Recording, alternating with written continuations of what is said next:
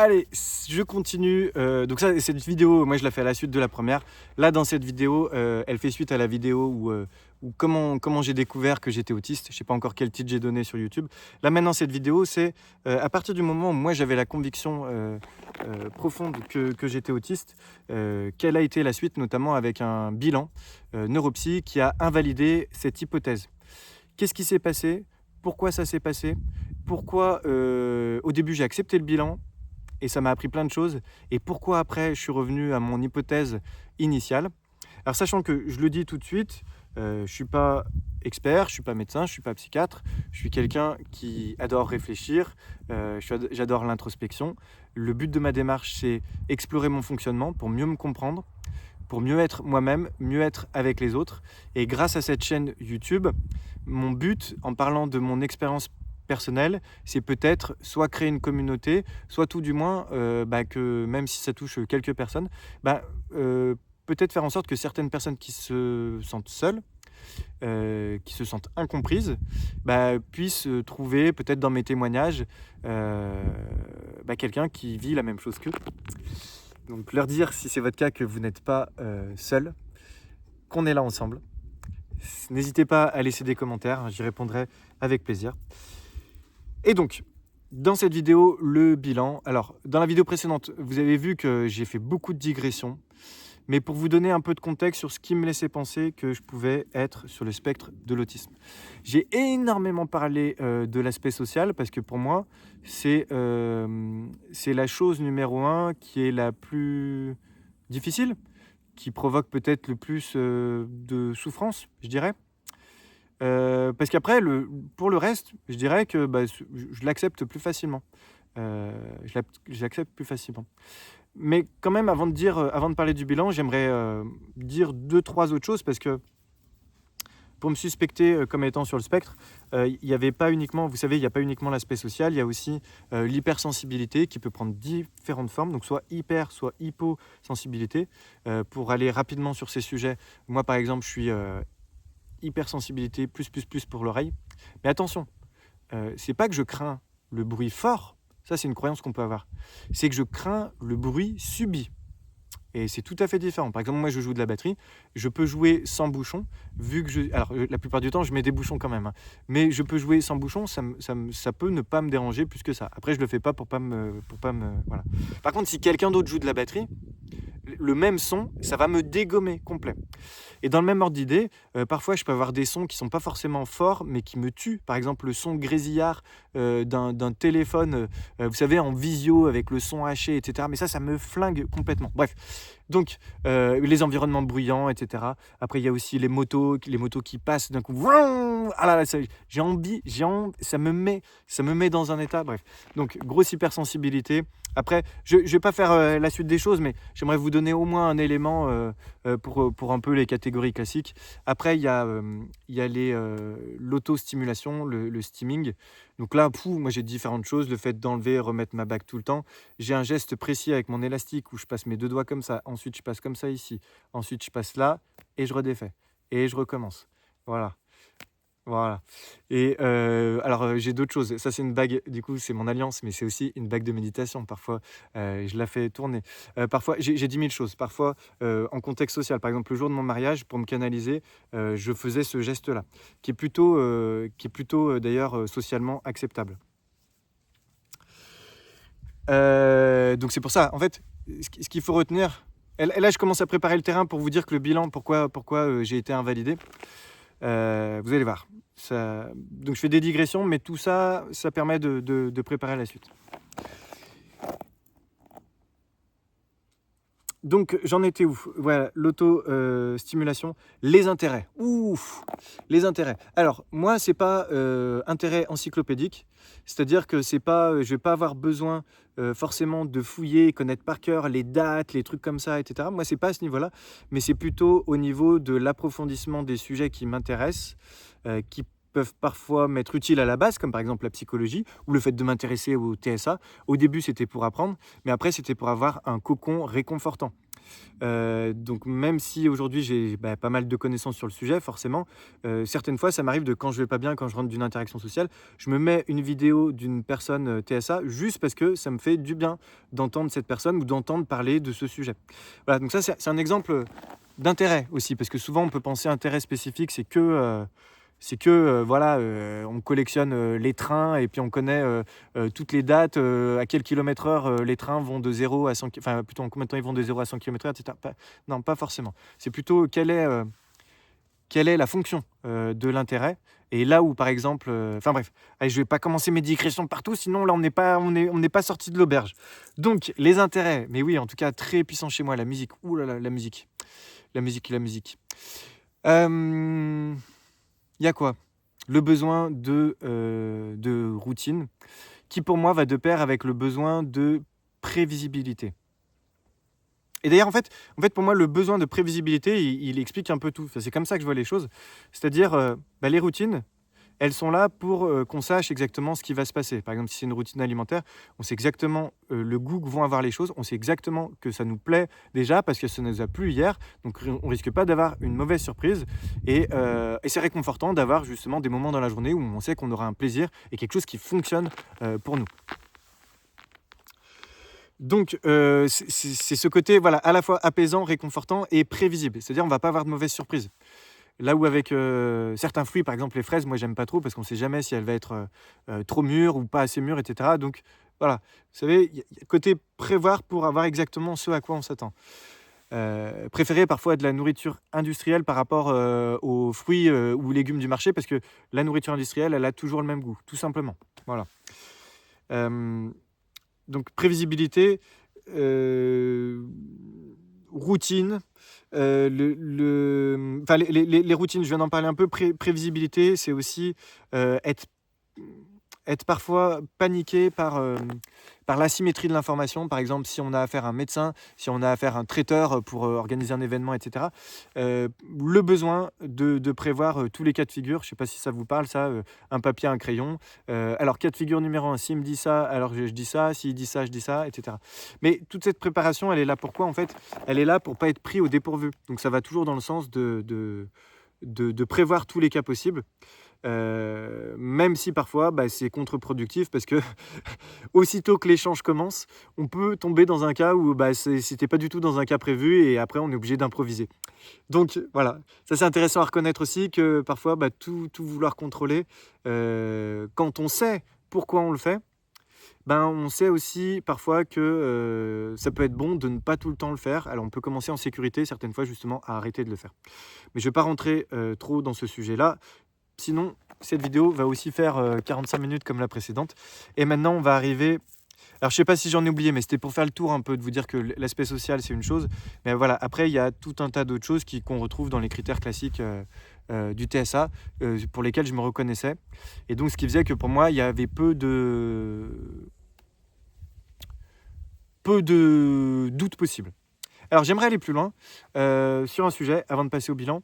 C'est que moi, j'utilise énormément les intelligences artificielles. Ça, je ferai une vidéo séparée là-dessus.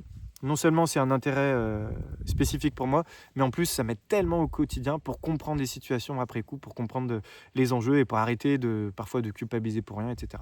Mais je m'en suis aussi énormément servi, et même trop, avec un côté obsessionnel, pour analyser mon propre dossier. Vous savez, je vous disais que j'avais monté mon propre dossier avec des éléments, ça je crois que je l'ai dit dans l'autre vidéo, tous les éléments de mon vécu qui entraient en concordance avec ce que j'avais identifié des traits de l'autisme. Et après, j'ai tout passé à la moulinette des intelligences artificielles. Alors là, attention, gros warning. Gros warning. Est-ce qu'on peut faire confiance aux intelligences artificielles? Il y a plein de fois où elles se plantent, etc. Tout le monde a son avis sur le sujet. Donc là, je vous laisse libre de penser ce que vous voulez. Et je ne veux pas que ce que je vais dire sur l'intelligence artificielle, vous y mettiez une trop grande importance peut-être. Même si vous pensez que les intelligences artificielles ne sont pas faites pour ça, voilà, vous n'êtes pas obligé de prendre en compte ce que je vais dire maintenant. Mais ce qui est sûr, c'est que moi, dans mon parcours, quand j'ai donné mon dossier à une moulinette d'intelligence artificielle, pas qu'une, ChatGPT, Claude, Gemini. Et également le dernier, merde, j'oublie. Bah même, j'en ai fait d'autres. Hein. J'ai fait Mistral, j'ai fait, j'ai fait Grok. En fait, voilà. Donc déjà d'en faire plusieurs, ok, ça dit une chose. Et donc toutes,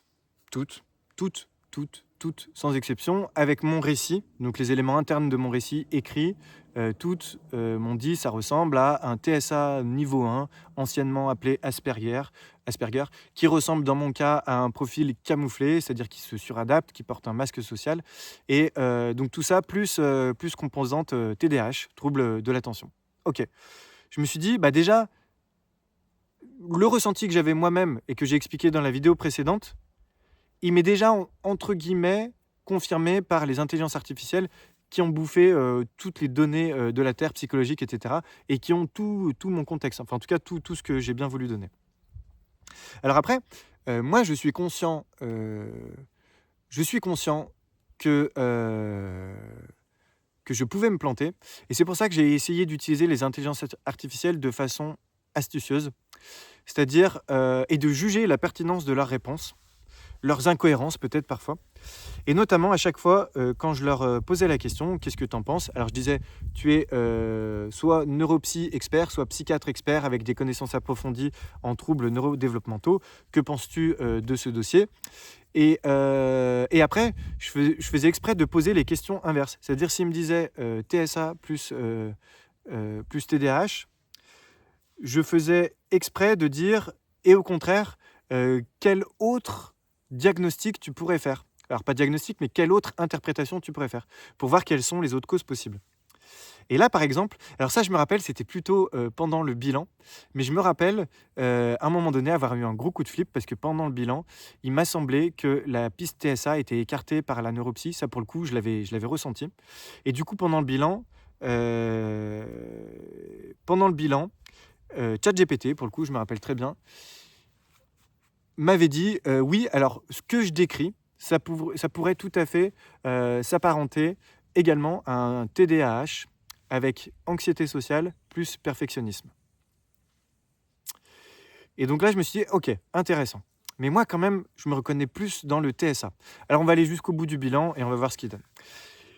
Ok, donc vous voyez, ça c'est... là, je vous ai décrit tout le côté interne de l'avant-bilan et même un petit peu de pendant le bilan où, avec la vidéo précédente et le début de cette vidéo, en gros, moi, je suis convaincu pour moi-même, mais il me manque maintenant le regard d'un expert. Alors, le bilan. Donc, je suis passé en libéral pour éviter, vous savez, parce que c'est soit Centre Ressources Autisme, le CRA, mais là, souvent, pour les adultes, il y a 2 à 3 ans d'attente, souvent. Moi, j'avais pas envie d'attendre et j'ai décidé d'investir, justement, dans ce cas-là, ça coûte de l'argent, mais j'ai décidé d'investir dans un bilan neuropsy. Il y a peut-être d'autres, vous me direz en commentaire s'il y a d'autres démarches, mais moi, j'ai donc investi dans un bilan neuropsy avec une neuropsy libérale. Et donc premier rendez-vous, ok, elle me dit direct qu'est-ce qui vous fait penser que, donc là je déballe un peu le truc. Et après, deuxième rendez-vous, c'était l'anamnèse. Donc l'anamnèse, c'est le récit personnel. Alors, bon, je vais pas rentrer trop dans les détails, mais là déjà, le problème, c'est que au début, j'ai eu des questions ouvertes, ce qui fait que je n'arrivais pas à savoir comment aborder les choses. Et du coup, on a cadré les choses d'une autre manière. Mais la façon dont on a cadré les choses, ça ne m'a pas permis, ça a donné un cadre narratif qui, moi, ne m'a pas permis de faire ressortir justement ce qui me semblait important dans mon fonctionnement. En tout cas, c'est l'interprétation que j'en fais après coup. Donc ça, c'était le premier rendez-vous. Mais c'est pas grave. Je me disais, il y a quand même des éléments qui sont pour moi super marquants. Deuxième rendez-vous... non, avant. Alors, ça, c'était le deuxième rendez-vous, l'anamnèse, pardon. Premier rendez-vous, c'était pourquoi vous êtes là. Deuxième rendez-vous, anamnèse. Après le deuxième rendez-vous, elle m'envoie tout un tas de formulaires, dont les formulaires alors, de quotient autistique, de quotient d'empathie, formulaire, je crois, Glasgow, un truc comme ça pour l'hypersensibilité, et formulaire de camouflage autistique. J'étais rassuré au passage qu'il y ait le formulaire de camouflage autistique parce que pour moi, c'est ce qui décrit le mieux mon ressenti. Le camouflage autistique, c'est le fait de se suradapter aux autres pour projeter une image qui est acceptée et qui correspond aux attentes des autres, mais qui ne correspond pas à notre moi profond. C'est un rôle d'acteur, si vous voulez. Ok. Donc, je remplis tous ces questionnaires, elle les a en main, et après, on déroule les séances. Alors, en tout, il y a eu, combien? 5 ou 6 autres séances. De mémoire, on a procédé en 2 temps. Donc d'abord le TSA et après, le TDAH. Le TSA, je crois qu'en 2 séances.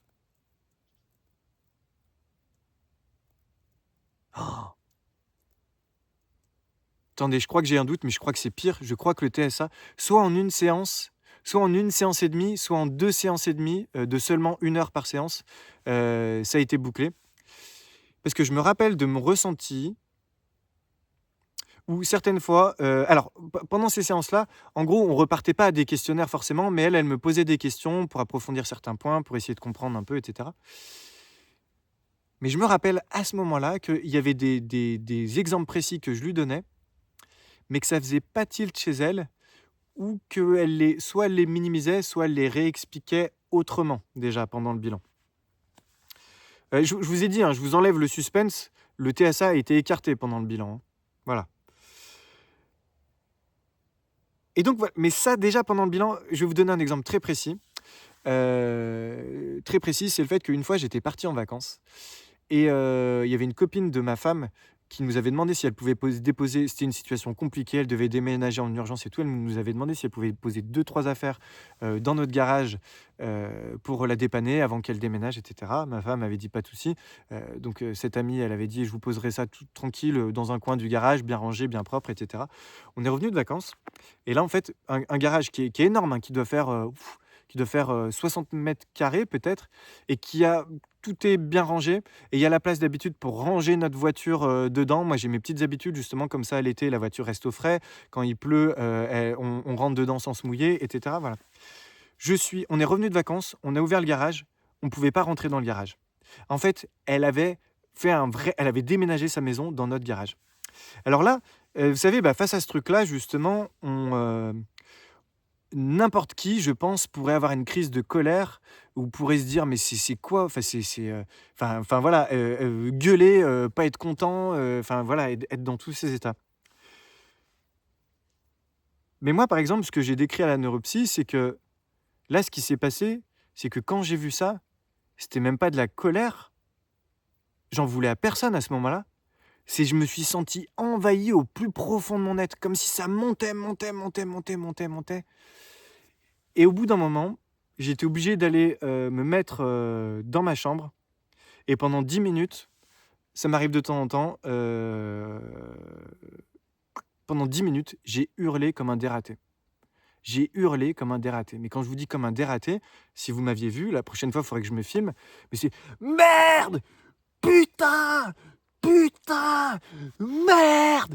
Merde!» mais voilà, mais je vous jure, mais comme ça pendant 10 minutes et après ça,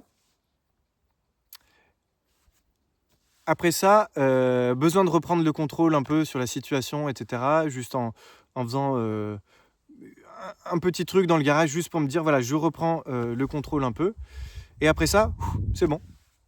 Après ça, c'est bon. C'est-à-dire, je me suis, bah, comme n'importe qui, je crois, je me suis fait à la situation. C'est-à-dire après le coup initial, je me suis dit: «Bon, bah, en fait, les choses sont comme elles sont» et maintenant j'ai réfléchi un peu à tous les cas de figure. OK, la bagnole, on va la garer là et cetera et en fait, ce qu'il m'a fallu, c'est d'une part, le fait de péter un câble complètement comme pour faire un reset et pour enfin après, pouvoir replanifier, toutes mes habitudes que j'ai justement, d'ordinaire, bah, pouvoir, me réorganiser mentalement pour remettre du prévisible justement dans un état où normalement chez moi je suis en sécurité et là d'un coup on m'a mis, comme si enfin voilà, comme si on mettait un gros coup d'éclat justement dans mon sentiment de cocon et de sécurité intérieure. Bah, voilà, là j'avais besoin de reconstruire cette sécurité de mon cocon intérieur. Alors là je le détaille, évidemment j'ai pas eu le temps de le détailler comme ça, avec la neuropsy, mais quand je lui ai décrit, par exemple, la situation où j'hurlais pendant 10 minutes, ça, elle l'a pas noté ou plutôt elle l'a relativisé en disant: «Ah mais oui, mais ça je comprends, mais ça c'est sûr, bah ça le ferait pour n'importe qui, hein, en fait». Voilà, OK et là, ça m'a fait tilt quand même parce que je me suis dit alors c'est vrai que c'est pas anodin comme situation, mais quand même mais quand même. Je veux dire, là, c'était pas juste, je prends mon téléphone et je téléphone à ma copine en disant: «Putain, merde, qu'est-ce qui s'est passé? Tu avais dit dans un coin et tout». Ou c'est pas juste: «Merde, putain, fais chier», c'est je vais hurler comme un dératé pendant 10 minutes. Juste pour, parce que, surcharge mortelle. Enfin mortelle, pas mortelle, mais enfin voilà, surcharge, incroyable. Donc, suite à 1 ou 2 entretiens, par rapport au TSA, elle me dit à la fin: «Bon, bah, on avance bien, hein, on avance vite comme ça». Et là, je me suis dit: «Oh putain!»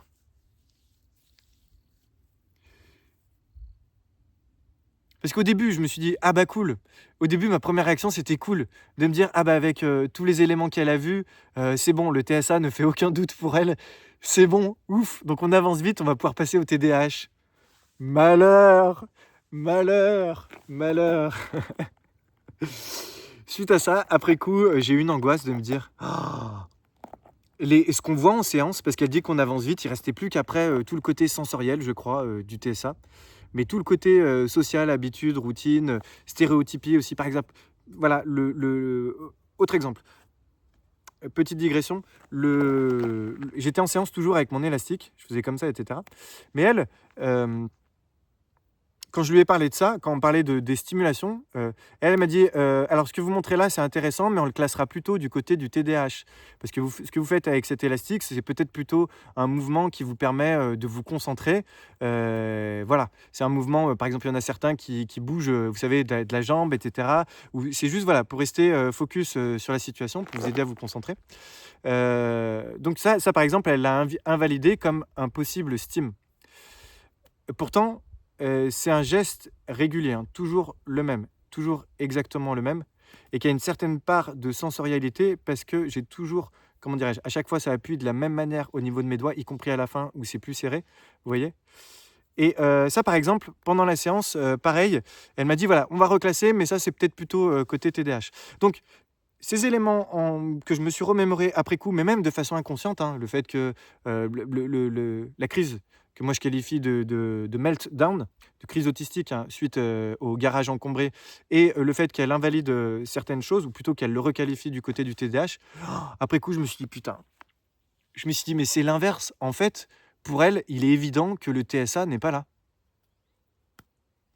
Parce qu'elle me voit comme vous me voyez là, par exemple, en vidéo, je me comporte bien. Quand elle sourit, je suis avenant, voilà, c'est en visio. J'ai oublié de le dire, très important, c'est en visio. Au début, je lui ai demandé: «Mais est-ce que ça vaut le coup que je vienne chez vous?» Elle dit: «Non, non, parce que de toute manière, c'est clinique. Enfin, moi, je peux vous observer en visio, pas de souci». Ah, pourtant, si, souci. Parce que quand on est en visio, moi, j'étais en visio chez moi, tranquillou, dans mon fauteuil le plus confortable, dans ma pièce la plus isolée. J'avais aucun souci de bruit ni rien. Alors que si j'avais passé tout ça chez elle, j'aurais eu avant, le stress de me garer en voiture et cetera, le fait d'être là-bas, enfin bref, petite digression. Mais qu'est-ce que je disais? Là, pour revenir à ce que je disais, merde, j'ai perdu le fil de ma pensée. En tout cas, ce que je voulais dire, c'est que j'ai eu, à ce moment-là, après coup, quand il m'est revenu le fait qu'il y a certaines choses qui allaient reclasser du côté TDAH, je me suis dit: «Merde». Ah oui, elle me voyait aussi, elle me voyait, et je présente bien. Ça fait 41 ans, personne ne s'est jamais rendu compte de rien. La souffrance, elle est juste interne. Mais après, c'est juste les gens, ils comprennent pas pourquoi, je reste chez moi pendant des heures, à devoir me reposer ou à m'isoler et cetera. Bah, c'est juste parce que je me crame pendant les interactions. Mais sinon, personne ne voit rien, bien sûr. Donc elle, je me suis dit: «Putain, elle a rien vu, elle passe à côté de quelque chose». Et là, j'ai une réaction, limite de survie. Ça, je crois que c'était après le premier entretien, je sais plus exactement. J'ai une réaction de survie de lui dire, «Mais attendez, il y a des tas de choses que j'ai l'impression qu'on n'a pas abordées, et moi j'ai un document de 9 pages, enfin voilà, des notes personnelles, que j'aimerais éventuellement vous transmettre». Et là, elle m'a dit: «Ah mais oui, mais il fallait me le transmettre tout de suite, enfin voilà, généralement les gens, les gens font ça, bien sûr, donnez-le-moi, ça permettra de compléter» et cetera. Alors déjà, bah, c'est sympa de me l'avoir dit. Comment je suis censé savoir que, si j'ai des notes personnelles, faut que je lui donne? Enfin voilà, alors c'est le genre de chose qui peut être évident pour elle, mais merci de le préciser. Purée, c'est quand même un bilan. Vous voyez là, c'est quand même, enfin voilà. À côté de ça, elle était super, hein, mais il y a des choses pour lesquelles je me dis: «Merde, elle pourrait me le dire». Commencer par dire, bah, je sais par exemple qu'il y en a certains qui ont des notes personnelles. Si c'est votre cas, n'hésitez pas à me les transmettre et cetera. Enfin voilà. Bon. J'ajoute à tout ça, je ne sais pas si c'est le moment de le dire, que le fait que je présentais bien, c'était aussi le fait que j'avais une certaine fierté, donc c'est un mouvement contradictoire, une certaine fierté justement à m'en être sorti dans ma vie avec toutes mes stratégies, qui fait que j'avais peut-être du mal aussi inconsciemment à lâcher le masque avec elle. Et je continuais mes mêmes mécanismes que quand je suis en société. Ce qui fait que le TSA a pu passer à côté. Bon, bref, donc elle lit attentivement mes documents, peut-être qu'elle me repose 2 ou 3 questions la fois d'après, mais sans plus. Et puis après on passe au TDAH. Et là, autant pour le TSA, je la trouvais un peu, comment dirais-je, concentrée. Je sais pas si c'est le mot. Autant pour la partie TDAH, j'ai dit TSA avant, oui, j'espère que oui. Autant pour la partie TDAH, là, c'est comme si d'un coup, je l'avais senti se détendre parce que je la voyais beaucoup plus souriante, etc. Alors après, peut-être que ça vient de sa vie personnelle, du contexte, etc. Mais quand même, il y a eu plusieurs rendez-vous TDAH. Je crois qu'il y en a eu 2. Et avec les rendez-vous TDAH, je la trouvais beaucoup plus détendue. Peut-être parce que le TDAH, j'avais perçu que pour moi, elle l'avait vu dès le premier rendez-vous. Hein. D'ailleurs, dès le premier rendez-vous, quand je lui avais dit, je venais surtout pour le TSA, je lui disais, je pense avoir un TDAH, mais je pense que le TDAH, je le gère avec justement mes routines, mon organisation, mes rappels, enfin voilà. Mais je venais la voir pour le TSA en premier. Mais quand même, je lui ai posé la question lors du premier rendez-vous. Mais ouais, rassurez-moi, pour le bilan, vous faites bien le TDAH aussi. Quand j'avais posé cette question, elle avait mis sa main dans les cheveux un peu en disant oui, oui. Et puis, oui, oui. Et puis pour vous, oui, on va l'explorer parce que oui, je crois Enfin, elle l'a pas dit comme ça, mais elle a dit parce qu'effectivement, là, il y a un petit quelque chose. Parce que dès le premier entretien, comme vous le voyez maintenant dans la vidéo, en fait, je vais de digression en digression. Parfois, j'oublie le début de la question en répondant. Je parle. J'ai du mal à synthétiser ma pensée, etc. Donc voilà. Donc tout ça pour dire que pour toute la partie du bilan TDAH, je pense qu'elle était plus détendue parce que pour elle, il y avait moins d'enjeux. Pour elle, les choses étaient plus claires peut-être. Voilà. Donc on finit la partie TDAH. Et à la fin, elle me dit, bon bah rendez-vous dans 1 mois pour obtenir les résultats du bilan. 1 mois! Je dois attendre 1 mois sans savoir. Alors je vous laisse imaginer. Et après, je lui dis quand même, mais vous, est-ce que vous avez déjà une idée de, voilà, de ce que vous avez trouvé ou vous êtes encore en cours de réflexion? Et là, elle me dit,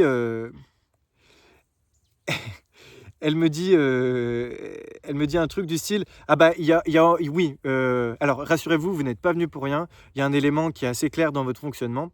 Et après, pour le reste, je vais me reposer, enfin, je vais reprendre votre dossier au calme pour voir le reste un petit peu, tout ça. Voilà, ok. Donc déjà, j'étais soulagé de me dire, bon, quelque part, j'ai déjà un pied dans le monde de la neurodivergence. Elle me l'a dit à moitié. Après, c'est TSA, TDAH. Au moins, déjà, je ne me suis pas fait des films à tous les niveaux.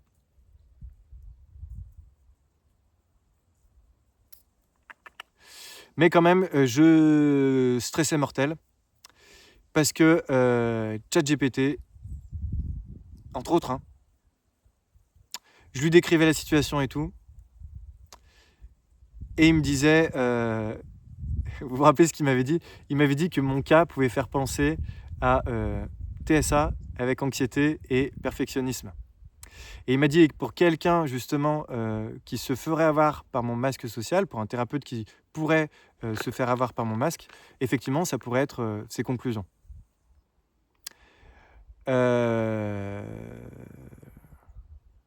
Donc résultat, bilan. Elle commence par me parler de mon anxiété. Elle me dit « Ah mais vous êtes très anxieux hein, quand même. » Enfin, voilà, un truc comme ça. Et en fait, le premier truc qu'elle m'a dit, c'est l'anxiété. Et là, je me suis dit « Merde ». Le fait qu'elle mette ça en premier, je me suis dit « Merde ». Parce que pour moi, l'anxiété, c'est plus une conséquence qu'une cause. Et après, donc elle me parle un peu de l'anxiété, tout ça, des dynamiques familiales qui ont pu m'amener au perfectionnisme, tout ça, patati, patata. Puis après, elle me dit, en revanche, il y a quand même quelque chose qui est clair hein, chez vous. Et là, elle me sourit comme ça. Moi, par mimétisme, même à ce moment-là, j'étais en train de masquer et je souris aussi parce qu'elle sourit. Mais quel con, je souris parce qu'elle sourit, alors que je sens déjà venir qu'elle va écarter le TSA. Pourquoi? Parce que le fait d'avoir mis l'anxiété en tout premier lieu, ça montre pour elle que c'est une conséquence et pas une cause. Après, quand on passe, donc elle me parle du TDAH, elle me dit qu'il est combiné et sévère, parce que j'ai une partie inattentive et une partie impulsive. Alors pas forcément, je crois pas Je crois pas que c'est du côté de l'hyperactivité physique. Par exemple, là, je peux. Enfin, ouais, c'est pas à ce niveau-là. Par exemple, quand j'étais petit, je courais pas dans tous les sens partout. Vous savez, comme le cliché du TDAH, enfin de l'hyperactif. Par contre, je peux avoir le côté inattentif. Ça, c'est toujours dans la lune. Quand on me parle, parfois, je peux partir dans mes pensées pendant qu'on me parle. C'est embêtant. Alors je le masque, hein. Forcément, on est obligé de le masquer, ou pas, mais certaines fois. Donc voilà, il y a aussi le côté impulsif. Par exemple, je suis en train de bosser, j'ai une nouvelle idée créative qui me vient, qui n'a rien à voir avec la tâche que je suis en train de faire. Parfois, il y a le côté boum, je démarre tout de suite cette nouvelle tâche, etc. Où j'en étais. Donc voilà, elle me parle du TH et elle me dit, mais bon, parce que moi je lui dis, mais c'est pas ça qui, à la base dans ma démarche, c'était pas ça forcément qui me faisait souffrir. Et elle me dit quand même, alors vous, même si vous avez trouvé des adaptations, etc. En gros, elle me dit le TDAH, et c'est là où j'ai appris quand même beaucoup de choses. Elle me dit le TDAH, il peut mener justement à l'anxiété. Le fait d'avoir le mental en surchauffe, les idées qui tournent en boucle, les ruminations. Après, ça peut aller avec la dysphorie. Sensitivity, reject, dysphoria, sensitivity. Reject, je ne sais plus comment dans quel on dit, le rejet, enfin bref, la sensibilité au rejet, hein, si on veut, la sensibilité au rejet. Donc tout ça, ça peut nourrir tout état de choses qui expliquent une bonne partie de mon comportement. Voilà. Et après, et elle me parlait, mais en fait, moi, je m'en foutais du TDAH à ce moment-là, je m'en foutais. Ok, tant qu'elle me dit, ok, j'ai TDAH, très bien, je m'en fous. A priori, je comptais pas me médicamenter, c'est toujours pas le cas, a priori. On changera peut-être d'avis. Et elle me dit, vous avez des questions sur tout ça? Et je lui dis, non, mais je vais être honnête avec vous, pendant que vous me disiez tout ça, moi je pensais qu'il y a une chose, c'est le TSA. Alors le TSA, où on en est? Et là, le truc, c'est qu'il restait 20 minutes dans notre échange, même pas 15 minutes. Et en fait, on a passé que 15 minutes sur le TSA, où elle me dit, ah ben non, moi le TSA, je ne l'ai pas vu chez vous. Je ne l'ai pas vu chez vous. Et là, elle me dit plusieurs choses qui m'ont dérouté. Parce que comme je m'étais beaucoup renseigné sur l'autisme, et les choses qu'elle m'a dites ne rentraient pas, pour moi, en collision avec une compatibilité avec l'autisme. Alors, il y a déjà des choses qu'on a abordées. Par exemple, certains gestes qu'elle a mis sur le coup du fidgeting, du TDAH, c'est-à-dire le fait de s'activer frénétiquement, mais plus pour bouger, pour canaliser son énergie, pour se concentrer, et non pas pour se réguler sensoriellement, pour s'apaiser. Donc il y avait déjà ça. C'est-à-dire des choses qu'elle a interprétées autrement. Mais il y a aussi des choses qu'elle m'a dites du style, par exemple sur ça, elle m'a dit, oui, mais c'est pas du steaming du style, vous savez, par exemple, ceux qui font comme ça, avec leurs doigts. Voilà. Donc un doigt après l'autre, toujours de la même manière. Ou alors elle m'a dit, ceux qui font, qui font comme ça devant leurs yeux et tout. Et là je fais, what? Mais elle est en train de me sortir les clichés du steaming, justement. Mais quand, chez les TSA camouflés, alors je ne suis pas diagnostiqué, donc là, je ne vais même pas parler pour moi, mais je vais parler au nom des connaissances que j'ai pu accumuler sur le sujet, que quand on est TSA camouflé, par définition, tous les gestes qui pouvaient être socialement inacceptables, on les a gommés et on les a remplacés par des gestes acceptables. Par exemple, celui-ci pour moi, le fait de se tenir les mains, ça ok, ça personne ne nous va dire qu'il y a un problème. Si on se balance, là, ça va gêner les gens, donc on va arrêter de le faire.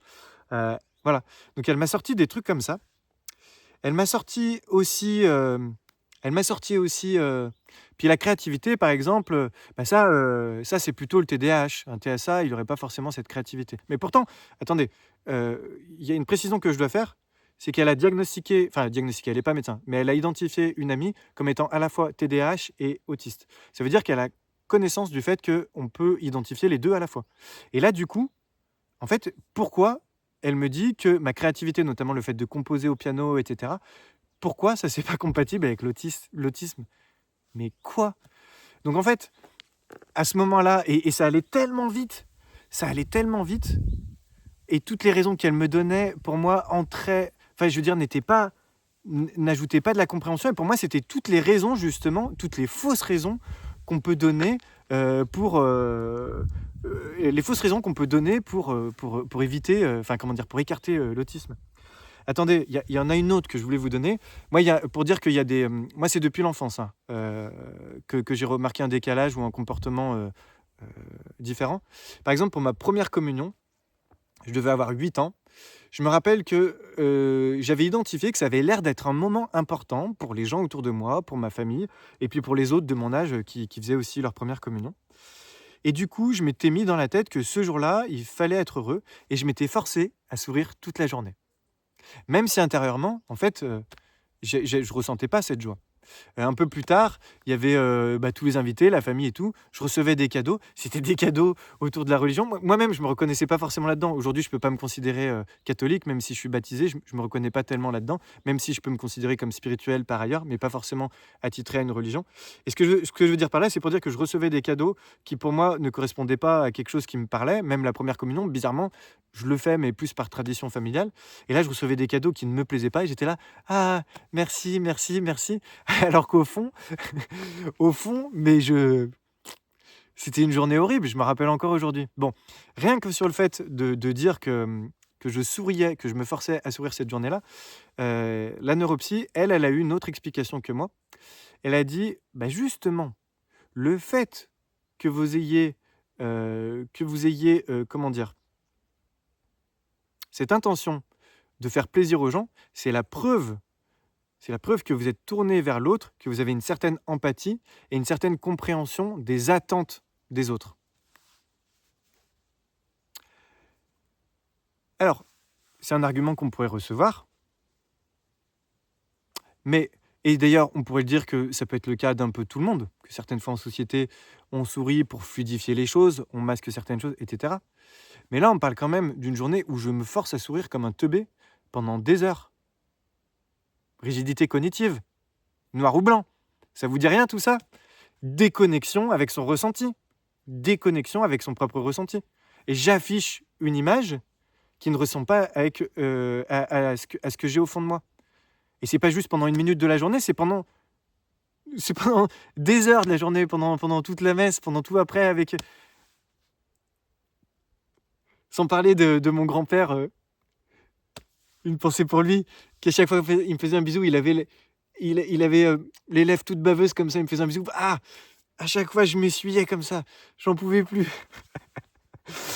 Bon, vous voyez, ce que je commence à dire, c'est que cette, neuropsy m'a donc, les conclusions de son bilan, c'était donc, TDAH avec anxiété et perfectionnisme et tout au long du rapport, je tiens à dire tout de suite que, cette psy, hem, même s'il y a des fois où je me dis: «Merde», comment dire? D'un côté, j'ai envie d'être compréhensif et de me dire que peut-être que, bah, si j'ai bien masqué comme d'habitude et vu que ça fait 41 ans que je masque, ben, c'est humain de sa part de ne pas percevoir, de ne pas percevoir ou réinterpréter ce que je peux lui dire. Parce que je parais tellement normal, ou en tout cas normal. Ce qui lui saute aux yeux, c'est le TDAH. Donc, du moment qu'elle a cette intuition, après ce que je vais lui dire, elle le prend au sérieux. Et là, je peux vous dire, je ne vais pas vous faire lire le bilan, mais toutes les choses qu'on retrouve dans les critères du DSM-5 sont dans le bilan. Le masque compensatoire, l'énergie colossale, pour entretenir ce masque social, le besoin de repos après les interactions, le besoin, de routine, le besoin de prévisibilité, détester l'improvisation. Elle a même noté, vraiment des éléments du style, des insomnies. Par exemple, il y a un anniversaire, des copains voulaient me fêter mon anniversaire des 40 ans, devait juste être 5. À partir du moment où j'ai appris qu'ils voulaient me faire des petites surprises, rien de méchant, mais des petites surprises. En fait, j'ai annulé parce que le fait de pas savoir ce qui allait se passer, même si c'était rien, enfin voilà. Et ça, c'est pas, c'était voilà des insomnies, une angoisse qui m'a poussé à me dire: «Là, je suis obligé d'écouter mon corps, je suis obligé d'annuler». Enfin, oui, là, c'est juste un exemple. Ça, toutes ces choses que j'ai pu lui dire, par exemple, elle les a prises en compte et elle les a mises, dans le bilan. Donc encore une fois, il y a tous les critères. Il y a l'hypersensibilité aussi, l'hypersensibilité auditive. J'ai 12, je crois, points là-dessus, qui est un critère, déterminant. Elle l'a noté, mais tout ce qu'elle a noté, systématiquement, elle l'a réinterprété, par exemple, les routines c'est pour m'économiser du jus de cerveau de TDAH, justement parce que quand on est TDAH, on part toujours dans tous les sens. Donc le fait de faire toujours la même chose, ça c'est vrai que c'est quelque chose qui peut arriver, hein. Chez les TDAH, on peut avoir 2 comportements aux antipodes. Premier comportement bordélique et on vit dans le bordel, on s'est habitué à vivre dans le bordel. Au contraire, comportement rigide et à ce moment-là, on a des routines et cetera. On a une organisation béton qui nous permet de nous canaliser et voilà. Et toutes ces raisons sont valides, hein, sont justes. C'est juste que les routines, ça peut être aussi bien pris du côté du besoin de prévisibilité, du TSA, dont on parlait soit en début de vidéo ou dans la vidéo précédente. Et donc, partout où là, on pourrait avoir différentes lectures, elle a choisi la lecture anxiété, perfectionnisme et TDAH, alors que tout simplement, on aurait pu conclure au TSA, d'autant que tous les critères y sont. Alors, c'est le moment de parler des chiffres, parce qu'il y a certains formulaires, notamment il y a un formulaire de quotient autistique, pour lequel le seuil limite c'est 32, et j'ai eu 32. Quand elle m'a présenté ce score-là pour écarter le TSA, elle m'a dit, normalement, voilà, vous c'est vrai que vous êtes limite, hein, mais normalement le seuil c'est supérieur à 32 donc dans votre cas, voilà, même si, enfin voilà donc en gros elle s'est servie du 32 comme un argument pour invalider le TSA, alors même que je me suis renseigné après. Déjà, pour moi qui suis très pointilleux, qui ai besoin de précision, de compréhension, en fait c'est supérieur ou égal à 32. Là, je le dis, mais supérieur ou égal. Ça, c'est important pour moi. C'est pas supérieur, c'est-à-dire c'est pas 33, 34, 35. Non, c'est supérieur à égal. Ça veut dire que 32, ça fait partie de la valeur clinique où on peut considérer quelqu'un sur le TSA. Si bien sûr tout le reste, hein, observation et tout le reste coïncide. Mais on a vu que le reste, a priori, coïncide. Donc il y avait ça. Après, il y avait, je vais passer vite sur la suite, il y avait un quotient d'empathie.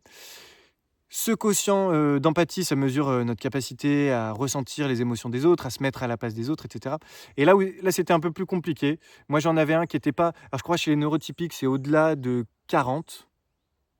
Chez les TSA, c'est souvent en dessous de 30. Et après, il y a une zone grise. Et moi, j'étais dans cette zone grise, j'étais à 37. Mais parce qu'en fait, c'était des réponses déjà qui peuvent porter à confusion. Parce que ça mélange un peu le ressenti intuitif et le ressenti analytique. Et moi, je me suis tellement intéressé à la psychologie, à essayer de comprendre les gens, etc., que je finis par avoir une compréhension de ce qui se passe. Mais ça ne veut pas dire que c'est une compréhension intuitive, ça veut dire que c'est une compréhension analytique. Et justement, dans ce cas-là, ça peut booster le quotient d'empathie. Et donc après m'être renseigné, et surtout pour les profils camouflés, il n'est pas rare du tout d'avoir un quotient d'empathie de 37 et d'être autiste. Et donc, contrairement à ce qu'elle m'a dit, c'est pas un argument pour mettre de côté le TSA. C'est pas non plus, d'après mes recherches, je peux me tromper, hein, vous pouvez toujours me corriger en commentaire, hein, sur tout ce que je dis d'ailleurs. Moi, je m'intéresse aux choses, je suis pas expert, je suis pas habilité pas médecin, pas psychiatre. Mais d'après ce que j'ai compris, le 37, c'est les zones grises, c'est pas la norme. La norme, c'est au-delà de 40. Voilà. Donc déjà, vous voyez où on en est là ? Vous voyez ce qui me pose problème un peu ? Bon. Alors la vidéo est un peu longue, mais c'est pas grave. Je ferai des vidéos peut-être plus courtes. Ce qui est intéressant de noter, c'est que suite à ça, j'ai été chamboulé. Parce que je me suis dit, putain, elle est passée à côté du TSA.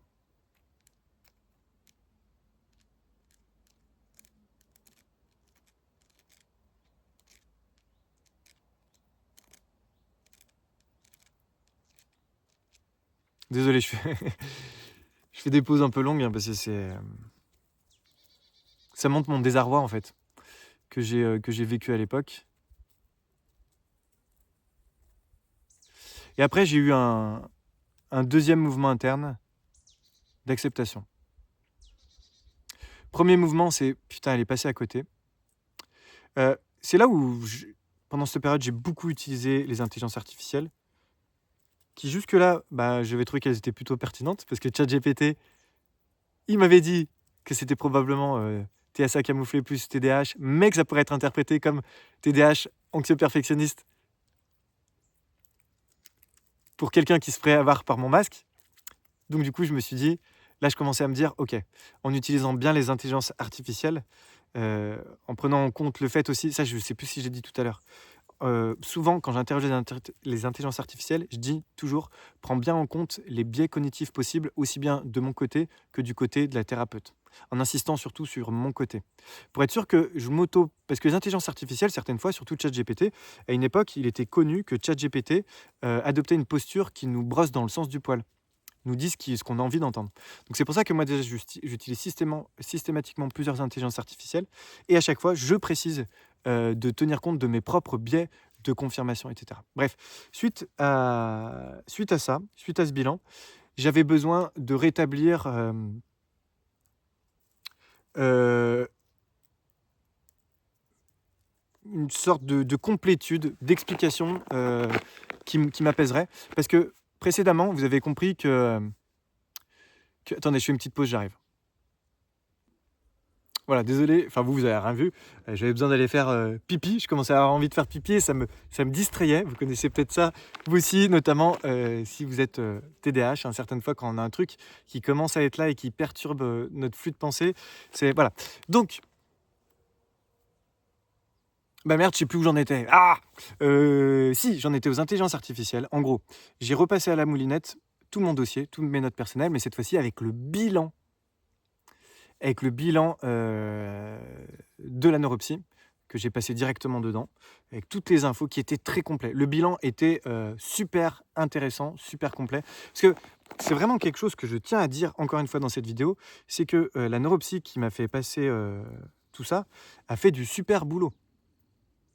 Le bilan qu'elle a fait était tellement détaillé que justement, s'il n'avait pas été autant détaillé, et ce qui m'avait manqué peut-être lors du dernier entretien, vous savez, qui a été très rapide, en fait, j'ai retrouvé des éléments qui m'ont permis de m'apaiser sur le moment dans le bilan, parce que justement, le bilan me montrait que tout ce que j'avais dit, toutes mes difficultés avaient été prises en compte. Il n'y avait rien qui avait été minimisé, tout était là. C'est juste encore une fois que ça avait été expliqué autrement que la propre explication que j'en avais. Donc, j'ai passé tout ça aux intelligences artificielles.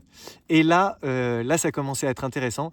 Parce que là, d'une fois sur l'autre, d'une intelligence artificielle sur l'autre, j'ai eu deux types de réponses différentes. Des intelligences artificielles qui partaient du principe que l'avis de l'expert est plus fiable que l'auto-identification. Et donc, allait dans le sens de justifier tout ce qu'elle disait. Et puis, je ne sais plus si c'est ChatGPT ou un autre, qui ne me donnait pas la réponse que je voulais. Parce qu'à ce moment-là, il faut que je vous dise un truc. J'étais en train d'essayer de rétablir une cohérence interne en m'expliquant tout mon vécu et toutes les choses que j'expliquais précédemment par le TSA, j'avais besoin d'une nouvelle explication. Donc là, ma démarche, pour accepter le bilan, c'était de me servir des intelligences artificielles pour expliquer toutes les zones d'ombre que j'avais et pouvoir expliquer ça avec le prisme TDAH, anxiété et perfectionnisme. Et donc, certaines fois, ça marchait. Mais d'autres fois,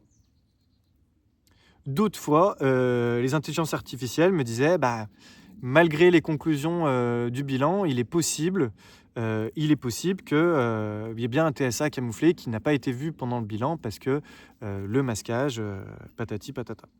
Mais ça, je ne voulais pas l'entendre à ce moment-là. Je vous promets, je ne voulais pas l'entendre. Ça m'énervait. Et j'avais un comportement obsessionnel parce que j'essayais sans cesse de raconter des nouveaux événements, des nouvelles choses pour lui prouver que j'étais pas autiste, que je m'étais trompé jusque-là et que j'étais TDAH. Et en fait, ça m'était arrivé, je me rappelle une fois, j'étais chez ma mère, j'avais discuté pendant 10 minutes, enfin tu sais, en monologue là, vous savez, je dis tu, vous, bref.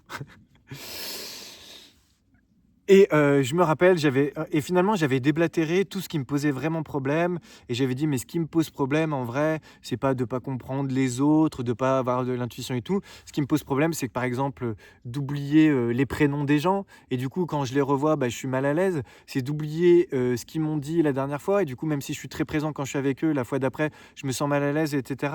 Ce qui me tue aussi, c'est la rumination. purée, si je vivais juste l'interaction sociale, mais qu'après, je pouvais être tranquille, mais ça m'économiserait tellement d'énergie, parce que vous savez, vous connaissez peut-être, hein, si vous vous sentez concerné, que ce soit TDAH ou TSA d'ailleurs, la rumination, c'est que non seulement vous êtes hyper vigilant pendant l'interaction, et après vous vous repassez tout en boucle, etc. Là où d'autres personnes, là où les neurotypiques, ils passent aux tâches ménagères, ils vont voir les résultats du match de foot, ils vont... voilà, eux, ils passent à autre chose. Et c'est pour ça, eux, les interactions sociales, c'est juste de la joie, c'est juste de la détente, et après, ils passent à autre chose. Alors que nous, c'est de l'effort pendant, c'est de l'effort après. Donc, j'étais en train de décrire tout ça, et du coup, grâce à ça, j'ai fini par convaincre, je crois, ChatGPT, plus toutes les autres intelligences artificielles, rien qu'avec ma démonstration que j'ai faite à l'oral. Ok, à partir de maintenant, les intelligences artificielles disaient enfin qu'effectivement, dans mon cas, c'était pas de l'autisme, c'était du TDAH avec anxiété et perfectionnisme. Et là, je commençais à retrouver la paix intérieure. Parce que moi, en fait, je m'en fous de l'étiquette, je m'en fous de me tromper. Ce que je veux, c'est une putain d'explication. Comprendre les choses. Parce que si je comprends, ça me permet de mieux prendre conscience de mes limites, de mieux m'accepter et du coup de mieux être, de savoir qu'est-ce que je peux faire, qu'est-ce que je peux pas faire. Je vais me remettre à l'ombre, le soleil se déplace.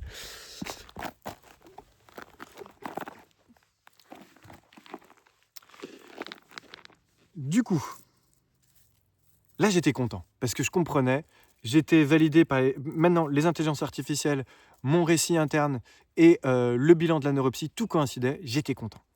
Du coup, ce qui est génial avec ce bilan, c'est que la neuropsy propose un rendez-vous supplémentaire inclus d'après-bilan pour voir où on en est, pour discuter de la suite, diagnostic officiel ou pas avec un psychiatre, médicaments ou pas. Donc voilà.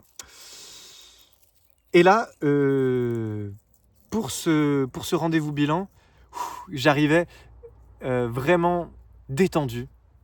J'arrivais en paix. Parce qu'il m'avait fallu environ 10 jours après les résultats pour accepter pleinement les nouveaux résultats. Il m'avait fallu 10 jours. Et bon, la vidéo est très longue, c'est pas grave, je la continue maintenant, plutôt que de mettre une partie 3.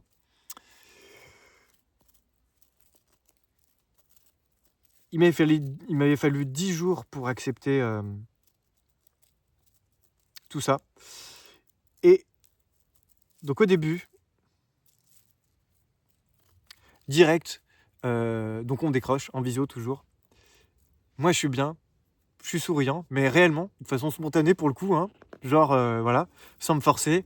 Elle, je vois qu'elle est aussi détendue, souriante et tout, cool. Donc salut, voilà comment, salut, bonjour. Vous allez bien? Voilà, ça fait un mois et tout. Ouais, ça fait bizarre, hein, vu les dernières fois, on se voyait souvent, et puis là, un mois, voilà, bref, un truc comme ça, banalité comme ça. Puis après, elle me dit, alors, quoi de neuf? Et là, j'ai frisé complet. Et j'ai dit, je sais pas comment répondre à cette question. Alors d'habitude, d'ailleurs, je réponds jamais comme ça. D'habitude, j'aurais fait ça va, nickel. On est parti il y a quelques jours, il y a pas longtemps, ça fait du bien. Et puis du coup, ça m'a permis de prendre du recul par rapport au bilan. Voilà, et donc voilà ce qui s'est passé, etc. Et j'aurais pu faire ça d'habitude, mais j'ai pas fait. Et je sais pas si c'était inconscient justement ou pas, mais pour la première fois, j'ai lâché le masque, parce que en disant je ne sais pas comment répondre à cette question. Là, je lui ai décrit la réalité de ce que je vivais. Je ne sais pas comment répondre à cette question. Et l'hypothèse de base qu'on avait jusque-là, elle, puis moi, par la suite, par rapport à toutes mes difficultés sociales, et parfois même au fait que je passe à côté de certains signaux implicites, non dits, non verbales, etc., ça pouvait être justifié par... une anxiété ou bien un TDAH. Et puis aussi le fait d'être dans l'analyse, plutôt que d'être dans la spontanéité, d'être dans l'analyse, tout ça c'était justifié par TDAH plus anxiété. Sauf que là, ça tenait pas debout. Je vais vous dire exactement ce qui s'est passé dans ma tête. Ça m'est revenu, mais comme un éclair qui a jailli en moi, ça m'est revenu le jour même, sans bien comprendre ce qui s'est passé, et puis le lendemain comme une évidence. voilà exactement ce qui s'est passé. Quand elle m'a dit quoi de neuf, à ce moment-là, je sais que, alors c'était plus ou moins automatique, mais quand même, je sais que j'avais perçu une attitude bienveillante, ouverte, un sourire. Et là, je me rappelle m'être posé, mais à la vitesse de l'éclair, m'être posé la question, mais maintenant que le bilan est fini, est-ce qu'on est censé démarrer avec un petit small talk, c'est-à-dire avec une petite discussion légère, ou est-ce qu'on est censé entrer dans le vif du sujet du bilan? Parce que, à propos de la discussion légère, ça m'arrive certaines fois, parce que tout le monde le fait, donc je le fais. Ça m'est arrivé, je crois, à la fin d'un rendez-vous, de dire ben voilà, on va partir quelques jours, je sais plus où, Puy-de-Dôme, etc. Et vous prenez des vacances, enfin voilà, hein, comme on fait quand on discute avec des gens. Et du coup, au début de cet entretien, je me suis dit, est-ce que normalement, je suis censé justement, vu qu'on a initié le small talk un peu dans une discussion précédente, est-ce que je suis censé commencer avec un peu de small talk et parler de ma vie perso, ou est-ce que je suis censé direct parler du bilan? Et le truc, c'est que d'un côté, je me disais, mais attends, si tu commences avec le small talk et que c'est pas ça qui est attendu, ça va être ça va être à côté de la plaque, enfin ça va être complètement chelou, quoi. Et de l'autre côté, je me disais, mais si j'entre direct dans le bilan, bah, c'est un peu comme un refus de convivialité. Ça fait un peu le gars, ouais, c'est bon, allez, moi j'ai pas que ça à faire, on parle tout de suite du sujet, quoi. Et vous voyez que la conséquence de mes pensées, c'était une sorte d'état de tension, donc on pourrait dire une anxiété, parce qu'au final, c'était la peur d'être à côté de la plaque. Mais ce qui est capital et qui a fait tilt chez moi, et qui n'était pas expliqué par l'anxiété et le TDAH, c'est que, avant la question, j'étais tout à fait détendu. Tout à fait serein. Question ouverte. Le problème de base qui s'est posé à moi, c'est quelle est la règle sociale à appliquer ici. Vous savez, ça va peut-être vous parler, moi je fonctionne souvent avec des casquettes. Alors, au sens là propre pour aujourd'hui, mais sinon au sens figuré. C'est-à-dire que je sais que j'ai une sorte de modèle, de modélisation de toutes les interactions.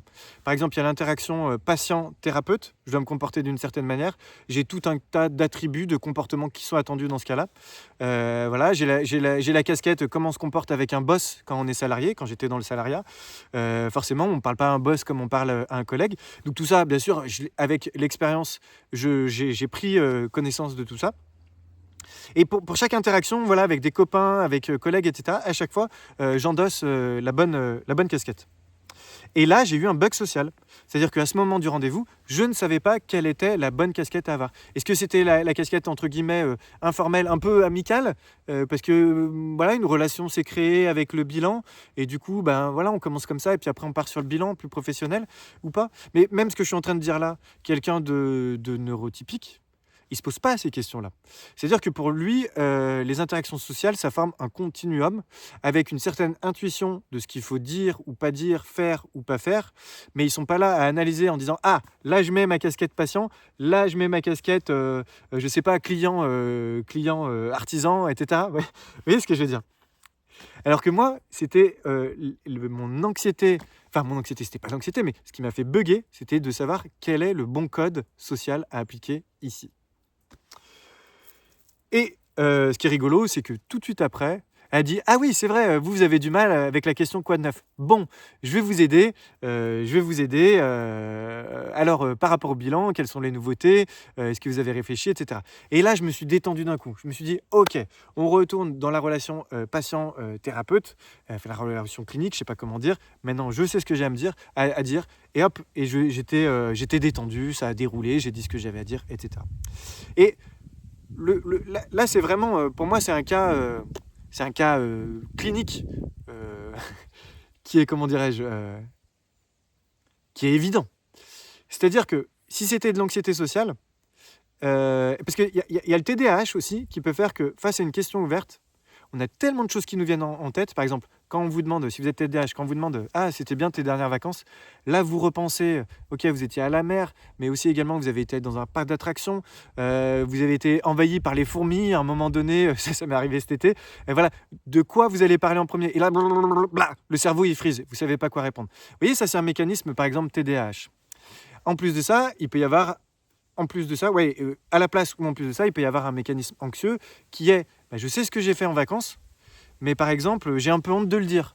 J'en sais rien, là, il me venait l'exemple, si vous êtes naturiste et que vous êtes allé dans un camp naturiste, bon bah voilà, vous n'allez pas le dire parce que vous avez peur du jugement, vous avez peur du regard de l'autre.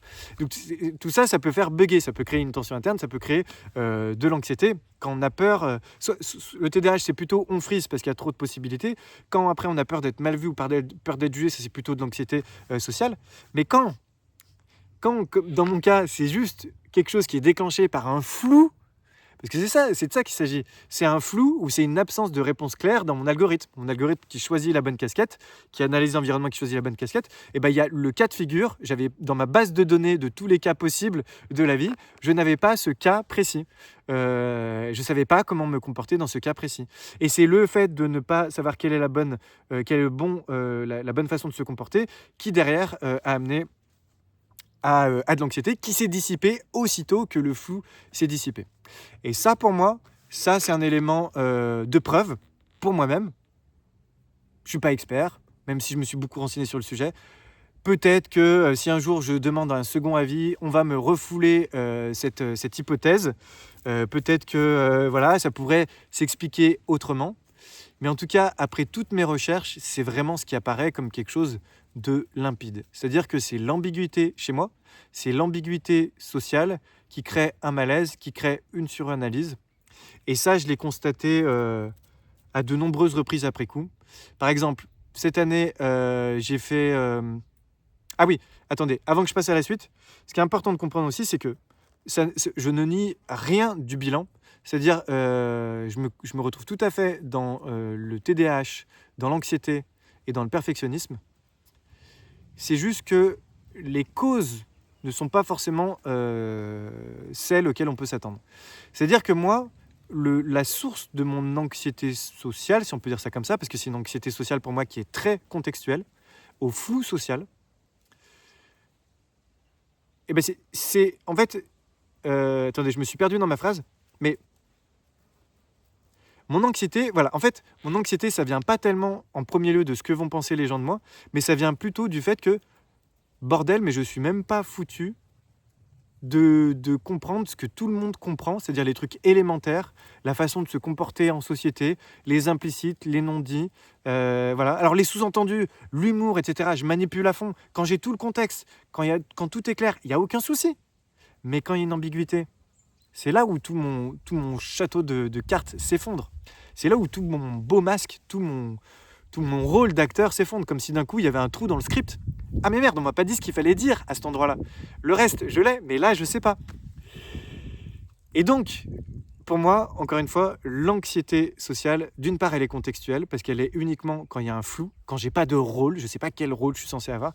Et d'autre part, généralement, elle est soulagée aussitôt que le flou disparaît, que les choses se clarifient.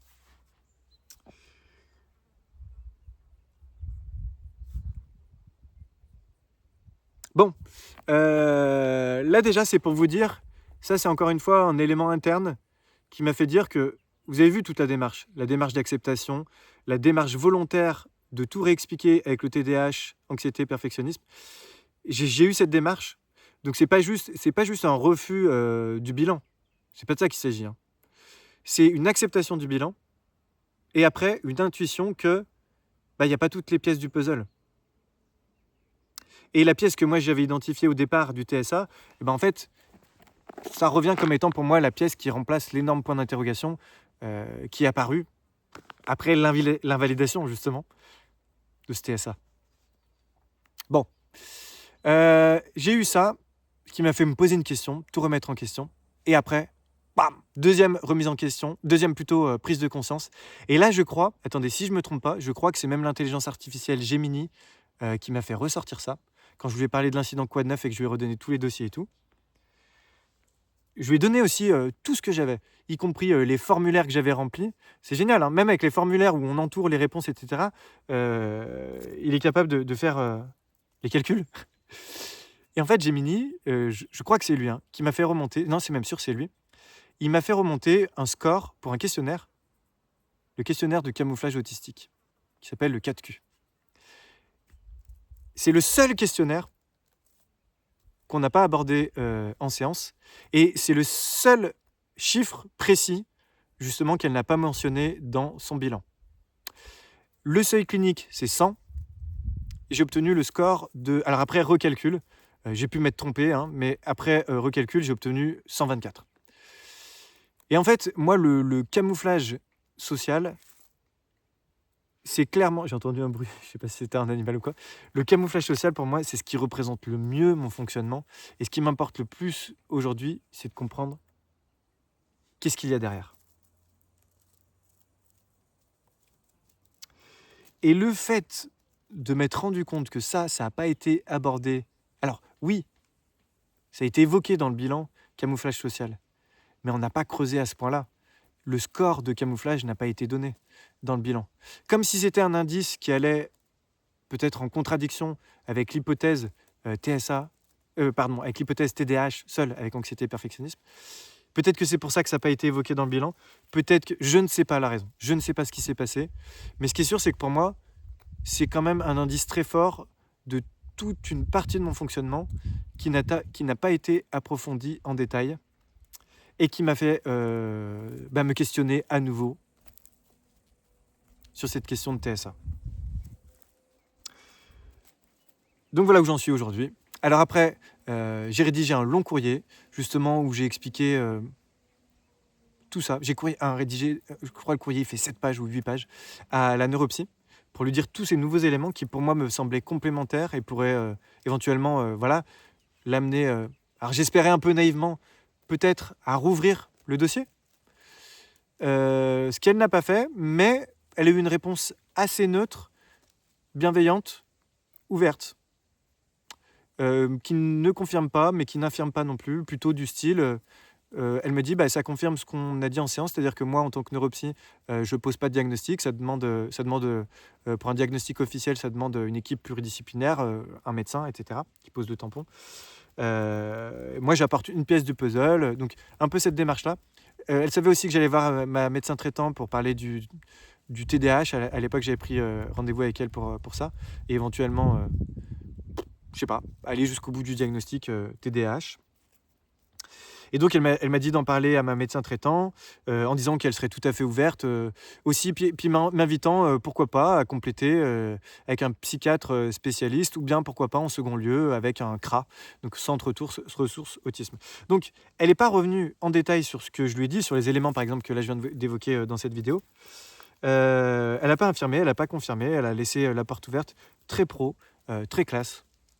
Encore une fois, j'ai beaucoup de respect et de gratitude pour cette neuropsy, pour notre relation qu'on a établie, même si il y a une part de frustration pour moi, d'avoir l'impression de ne pas avoir assez fouillé certaines choses, mais c'est le cas de tout bilan. On ne peut pas tout voir, on ne peut pas tout faire, il y a des choses qui peuvent passer à travers. Manque de peau pour moi, là, c'était des choses qui étaient peut-être importantes. Et encore une fois, peut-être que j'ai trop bien masqué. Alors, suite à ça, j'ai vu ma médecin traitant. Là, je flippais à mort parce que je ne savais pas comment elle allait me recevoir. Je ne savais pas si elle était familière avec... parce que vous savez, comme il y a beaucoup qui pensent que l'autisme, le TDAH, c'est les nouveaux trucs à la mode, etc. Les gens, ils souffrent, alors ils se collent des étiquettes enfin bref, vous voyez ce que je veux dire. Donc je m'étais dit, oh là là, j'ai envie que ce soit pris au sérieux. Et là, au début, je me suis dit, je vais apprendre par cœur un texte. Parce que si je le fais en mode spontané, je vais avoir tendance à minimiser ce que je vais dire. Et donc, je lui ai lu un texte, où en gros, je vais dire, je vous lis le texte parce que sinon, je vais avoir peur de minimiser. Voilà ce qui s'est passé. Suite à 3 cas d'autisme dans ma famille, j'ai passé bilan neuropsy qui a conclu à blablabla. Mais dans ce bilan, il se trouve qu'il y a eu un score au formulaire de camouflage de 124 qui n'a pas été exploré. Voilà. Et après, je comptais insister aussi en disant à la fin en disant que même si de l'extérieur pour moi tout allait bien, je suis marié, j'ai des amis, j'ai une activité professionnelle qui fonctionne bien, mais à côté de ça j'ai une grande fatigue et puis voilà, j'ai choisi une activité où je travaille seul pour ne pas subir de relations sociales imposées. Ça veut pas dire qu'après j'aime pas en avoir, mais ça veut dire pas de relations sociales imposées comme j'ai pu en avoir par le passé en salariat, etc. Bref, derrière l'image d'une personne qui a priori de l'extérieur fonctionne. Bonjour. On va laisser une petite pause, parce qu'il y a des gens qui passent. Bonjour. Des gens qui passent en vélo. Donc, je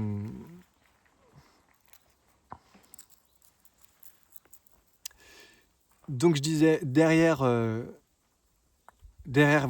quelqu'un qui en apparence, pour qui tout va bien, bah, vous le voyez bien hein, dans les vidéos, a priori je m'exprime bien, etc. Bon, ça fait 10 ans hein, que j'ai une chaîne YouTube par ailleurs, donc voilà, la vidéo je commence à être à l'aise. Mais voilà, derrière cette personne-là, bah, il y a quelqu'un qui souffre. Voilà. Après, bref, on va passer les détails. Et du coup, cette médecin traitant, waouh, qui me voit très peu, parce que d'habitude j'essaye de tout résoudre par moi-même, j'évite autant que je peux les médecins. Elle m'a tellement compris. Mais tellement, elle m'a entendu, elle a compris tout de suite le but de la démarche. Là où même, je vais y venir après, mais là où il y a certains psys qui disent mais pourquoi vous avez besoin d'une étiquette? Vous pouvez déjà assumer vos propres besoins si vous les avez identifiés, etc. Bah, c'est de la merde ça, c'est de la merde, on y reviendra tout à l'heure. Même elle a compris tout de suite, elle a dit non mais attendez, il faut que vous sachiez. Vous pouvez pas vous forcer à sourire parce que l'autre sourit. Vous pouvez pas vous forcer à rigoler parce que les autres rigolent. Vous pouvez pas faire semblant comme ça. C'est épuisant de tenir deux personnages, le personnage que vous montrez à l'extérieur et le personnage que vous êtes à l'intérieur. Enfin, je vous jure, mais quand, mais quand elle m'a dit ça, mais je me suis senti, mais pour la première fois, mais tellement compris. Donc elle me dit, il faut savoir. Et puis elle me dit, bilan neuropsy. Bon, d'accord. Elle a un accent un peu, elle est étrangère. Elle dit, bon, d'accord, bilan neuropsy, c'est bien, mais il faut un médecin psychiatre qui s'y connaisse, un expert qui dise ce que vous avez. Voilà, il faut que vous sachiez ce que vous avez pour vous accepter. Parce qu'il y a des choses que vous pouvez faire, des choses que vous ne pouvez pas faire. Et voilà, il faut que vous sachiez. Et en fait, elle a tout dit. Elle a tout dit. Donc merde, il commence à pleuvoir, tant pis. Donc elle m'a fait un courrier d'adressage. Alors le problème, c'est qu'après, elle ne connaît pas de psychiatre spécialisé dans les cas d'autisme camouflé. Voilà, bref. Donc courrier d'adressage. Maintenant, je vais vous dire la suite. Hein, comme ça, dans cette vidéo, vous saurez tout où j'en suis de mon bilan et de la suite de mon parcours. Suite au courrier, donc cette période, ça m'a beaucoup stressé. Hein. Même si là, je me suis senti compris et tout. La phase avant où j'ai rédigé mon courrier de cette page, en fait, j'ai passé 2 jours en monofocus et j'ai eu une réaction vitale qui venait du corps, comme de me défendre, c'est-à-dire non, on m'a pas compris. Maintenant, il faut que je dise ce qui se passe vraiment en moi, ce que j'ai caché pendant le bilan. Maintenant, il faut que ça sorte. C'était ça un peu aussi le courrier que j'adressais d'abord à la neuropsy, ensuite que j'adressais avec ma façon de parler à ma médecin traitant. C'est enfin, je montrais au monde, mais regardez ce qu'il y a à l'intérieur. Donc voilà, comme je disais, ma médecin, elle connaît pas de psychiatre, donc elle a simplement fait un courrier d'adressage. Suite à ça, j'étais stressé. Il y a eu des mélanges d'angoisse parce que moi, ça peut partir sur les angoisses de la santé, où je commence à partir en panique sur des trucs bidons. Et donc, donc je me suis dit, je vais contacter, sous l'impulsion de ma femme, je me suis dit, juste avant les vacances, là, c'était il y a 2 semaines, je vais consulter un psychiatre sur Care parce qu'on peut en avoir rapidement. Et là, je me suis un peu embrouillé parce que le psychiatre, je lui ai parlé dans ce moment de mon anxiété par rapport à la santé, mais en fait, après, je lui ai dit, mais voilà la cause de l'anxiété, tout est parti du bilan, du fait que finalement, patati patata.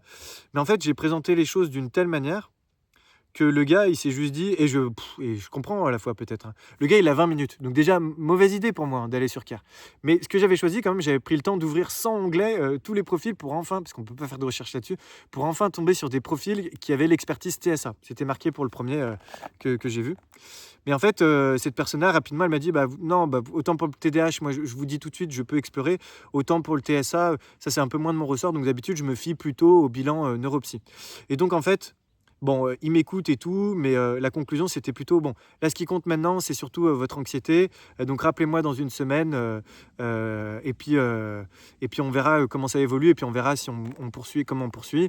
Et puis, il me disait, et puis je lirai le rapport de la neuropsy par rapport aux questions que vous posez sur le TSA, etc. Voilà.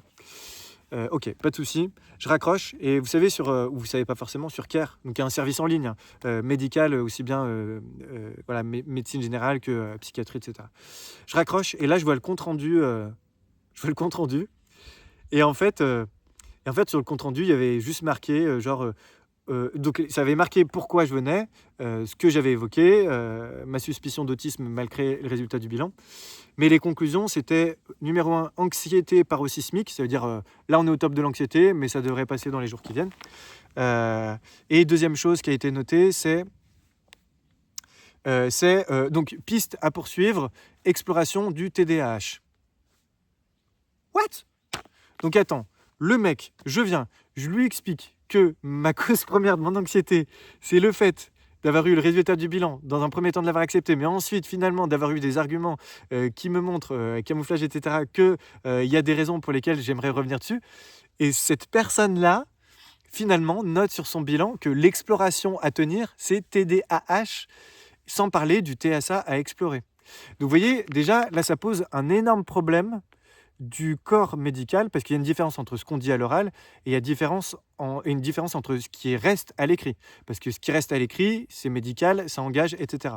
Donc là, qu'est-ce qui se passe? Il se passe qu'à l'oral, il dit oui, je regarderai votre rapport, mais à l'écrit, en gros, il refuse, c'est un refus de ma démarche. C'est-à-dire, il ne dit pas parmi les pistes à explorer TSA. Il pourrait dire piste à explorer TSA, mais j'en suis pas capable, là il faut aller voir un spécialiste. Non. Plutôt que de dire ça, il dit piste à explorer TDAH. Donc en gros, t'es gentil mon bonhomme, mais là tu viens me voir parce que tu as de l'anxiété, tu t'accroches à ton étiquette. Voilà. Et qu'est-ce qui t'empêche d'ailleurs de commencer à aller mieux? Parce que c'était mon argument de dire j'ai besoin de comprendre pour aller mieux, pour entamer ma démarche thérapeutique. Il me dit mais pourquoi vous avez besoin de ça pour aller mieux? Là je peux le dire maintenant. Alors sur le moment, c'est toujours les mêmes réponses. C'est que si je me base que sur mes ressentis intuitifs, dans ce cas-là je peux me tromper. C'est la raison pour laquelle à la base même j'avais pu me tromper sur le TSA. Et comment vous pouvez avoir une solidité interne sur vos besoins de calme, donc là je par rapport au bruit ambiant, etc., de calme, de discuter plutôt de 1 à 1 plutôt que en foule, ou à 10 en groupe, besoin de prévisibilité, besoin de routine sans qu'on soit jugé, etc. Comment est-ce qu'on peut avoir cette solidité intérieure pour accepter ça de soi si justement on doute de ses propres limites? Parce que c'est de ça qu'il s'agit. On a identifié des besoins, mais toute notre vie, on nous a dit que, par exemple, l'anxiété, c'est plus que... pour les timides, il faut aller vers les autres, il faut se forcer un peu, il faut sortir de sa zone de confort, etc. Donc en fait, quand un psy me dit « mais pourquoi vous avez besoin de l'étiquette pour aller mieux ?» Là, aujourd'hui, j'aurais envie de répondre parce que si j'ai pas cette confirmation de l'extérieur, j'aurai jamais cette solidité intérieure sur mes besoins. Alors, je l'ai de plus en plus, parce que par la force des choses, maintenant, je me rends compte que certaines fois, dans mon analyse, je vais plus loin que les bilans ou que les personnes avec lesquelles j'ai parlé. Ça ne veut pas dire que j'ai raison. Ça veut juste dire que dans ma compréhension des choses et dans mon assemblage des choses, j'ai l'impression que j'intègre ce qu'on m'a dit, mais je vais un cran plus loin. Donc, je finis par avoir petit à petit une solidité intérieure, mais voilà, ça se construit petit à petit, justement, à force d'être refoulé par le entre guillemets, refoulé, vous avez vu, bon, j'emploie des mots, c'est pas ça, mais non compris par le corps médical, j'en finis par me dire, ok, de plus en plus, je me dis, mais cette à la fois reconnaissance et validation sur laquelle je puisse m'appuyer pour être en paix avec moi-même, finalement, peut-être que je ne pourrais pas l'avoir de l'extérieur, donc je vais être obligé de me la construire à l'intérieur. Et finalement, il n'a pas tort. Mais ce qui est rigolo, c'est que c'est le fait même qui refuse de poursuivre la démarche TSA qui me pousse à lui donner raison. Est-ce que vous voyez la logique? Bon. Alors bref, tout de suite après, je me suis dit que c'était pas la peine de continuer avec ce psychiatre parce que là, à court terme, et même si le TDAH, d'ailleurs ça c'était l'une de mes grandes compréhensions, le TDAH peut avoir un rôle majeur sur l'anxiété, sur les ruminations, et ça c'est le bilan. Et le fait, petite digression, ça fait déjà 1 heure, mais tant pis. Je ne sais pas s'il y a quelqu'un qui regardera cette vidéo à ce moment-là, de toute manière. Mais le fait d'avoir d'abord moi-même fait le mécanisme d'acceptation de mettre de côté le TSA, ça m'a permis de mieux prendre conscience de l'importance du TDAH dans l'anxiété et dans la rumination, y compris dans les contextes sociaux. Et du coup, le TDAH a un rôle beaucoup plus central que ce que je pensais dans ma vie. C'est pas juste de la désorganisation, des oublis, etc. Ok. Voilà, malgré tout, pour en revenir à ce premier psychiatre, je me dis, je ne vais pas continuer avec lui parce que... Mais j'ai quand même retenu des trucs. Et c'est ça qui est excellent, j'en profite pour le dire aussi. Moi, à la fois, je suis partagé sur le corps médical, sur les psys et les psychiatres, parce que je me dis toujours que même si on n'a pas été compris, ou même si pour moi, ils ont manqué de compréhension sur certaines choses. Il y a toujours des éléments qui nous disent, qui peuvent nous aider. Et moi, parmi l'un des trucs qui m'a calmé direct par rapport à l'anxiété, c'est il m'a dit, bah là, par exemple, ce que vous êtes en train de vivre, bah, typiquement, ça, oui, ça peut, suite à un stress, quel qu'il soit, ça peut parfois prendre des certaines proportions et après se calmer tout seul avec le temps sans qu'on fasse quoi que ce soit de spécial. Donc à côté de tout ça, pour moi, il y a plein de trucs qu'il a dit, mais genre vous accrochez à votre étiquette qui était mais à côté de la plaque, qui était horrible, qui était pas du tout ce dont j'avais besoin. Mais à la fois, juste ce petit truc qu'il m'a dit, bah, a priori, je me suis dit, ah bah sur ce point-là, c'est vrai que c'est bon à se le remettre en tête. Et du coup, le lendemain, ça m'a détendu par rapport à mes soucis de santé. C'était complètement passé. Je suis passé sur une autre démarche et ça m'a permis d'aborder mes vacances de façon beaucoup plus sereine. Bon, il y a eu d'autres choses, mais là, on va pas rentrer dedans. Ce sera pour d'autres vidéos pendant les vacances. Sauf que avant les vacances, je me disais, tiens, maintenant que j'ai compris tout ça et la démarche, j'ai compris aussi que je me suis un peu planté dans la démarche avec le premier parce que j'ai commencé par présenter mon anxiété en premier plutôt que de présenter le bilan. Donc je me suis dit, tiens, par curiosité, je vais prendre un deuxième rendez-vous sur Care aussi avec une autre personne qui avait l'expertise TSA aussi dans sa description. Euh, et pour cette deuxième personne, là du coup, j'ai une posture. Bon, je me suis cramé aussi, mais d'une autre manière. J'ai une posture beaucoup plus calme. Parce que, parce que je me suis dit, attends, si je montre que je suis anxieux et tout, je vais pas être pris au sérieux. Donc là, je vais être beaucoup plus calme, beaucoup plus posé. Alors, pour être dans cet état-là, j'ai préparé pendant 3 heures à me répéter sans cesse ce que j'allais dire, à préparer à l'avance les questions que j'allais recevoir pour tout de suite être pertinent, voilà, pour avoir réponse au truc. Et du coup, ça c'est. Alors au début, ce qui a commencé par mal se passer, c'est que plutôt que de lire mon courrier d'adressage de ma médecin traitant, parce que vous savez, on peut donner des pièces jointes quand on démarre avec un nouveau psychiatre, plutôt que de lire mon courrier d'adressage, lui, il a simplement lu le rapport de l'autre psychiatre sur Care. Donc il commence déjà avec l'avis d'un confrère qui dit anxiété paroxystique, et en gros, le gars, il plus ou moins, à demi-mot, c'est écrit, hein, le gars, il refuse son bilan neuropsy. Donc déjà, ça commence comme ça. On est déjà mal. Hein. Wow, on est déjà mal là-dessus. Mais je commence par dire, peut-être juste lisez le courrier d'adressage, il est très court. Et il commence à lire, il dit, non mais bon, parlez-moi avec vos mots, parce que moi, c'est ça que j'ai envie d'entendre. Et là, j'ai entendu une vraie sincérité chez lui. Je me suis dit, allez, on y va. Et là, j'ai décrit la situation. J'ai décrit le score du camouflage qui n'avait pas été pris en compte, etc. Et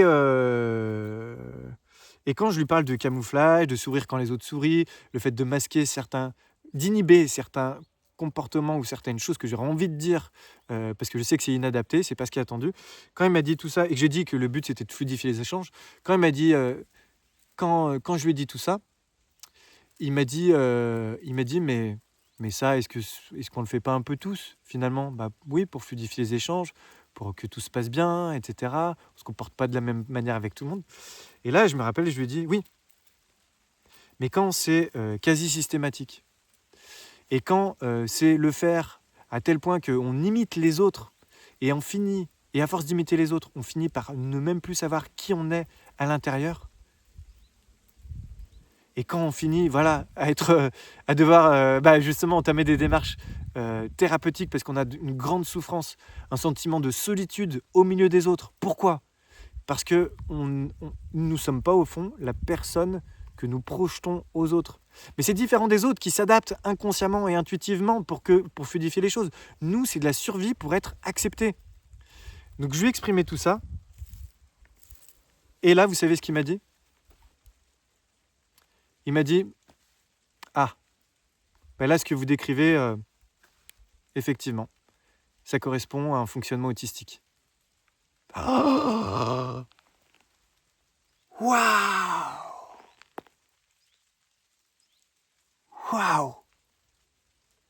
Après ma médecin traitant qui m'a prise au sérieux, enfin, un nouveau psychiatre qui me prend au sérieux.